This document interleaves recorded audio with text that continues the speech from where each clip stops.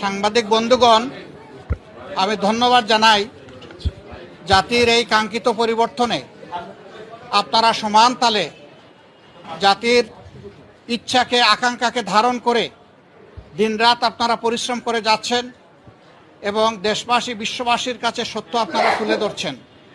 এই জন্য আমি আপনাদেরকে ধন্যবাদ জানিয়ে আমার কথা শুরু করছি।